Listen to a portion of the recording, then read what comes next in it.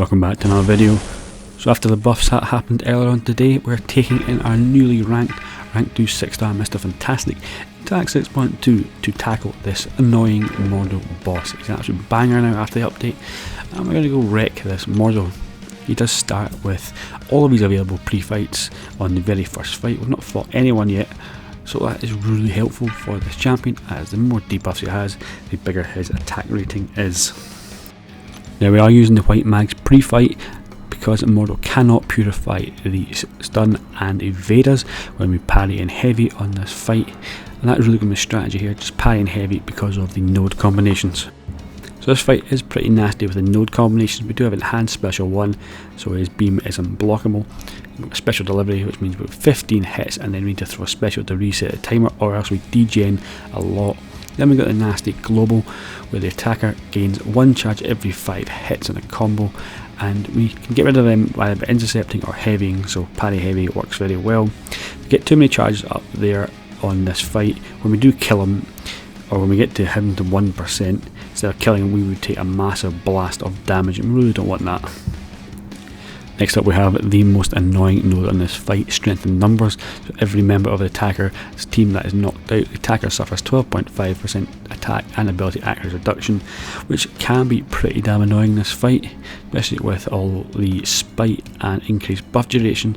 But with Mr. Fantastic's pre-fight abilities, we can shut that power gain down. Once we get 2 of the petrifies up, then it's goodbye power gain. It makes it quite an easy, simple fight. The last global that we have is Hurt Locker, so we can't throw 2 specials in a row or else we take a massive blast of damage, so we do need to keep that in mind when fighting Mordo. Let's jump into the fight and see just how hard hitting Mr. Fantastic is after his buff. So the plan of this fight is just to go in with a parry heavy strategy.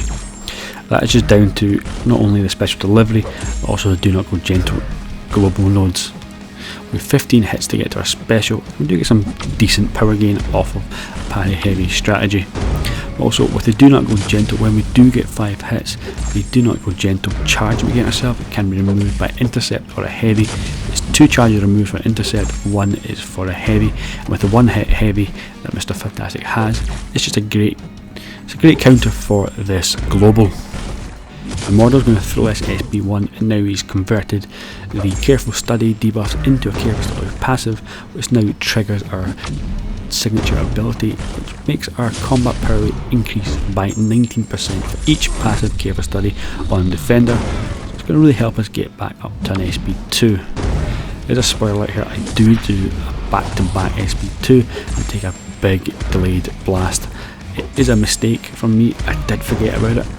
I was just thinking purely about tripling the debuffs from the first ones we put on for that increased attack, and it's a big mistake. It's a big mistake. If it was a lower star champion or rank even, I would get put in the bin. That was a big blast. But it's happened, and now it's reset.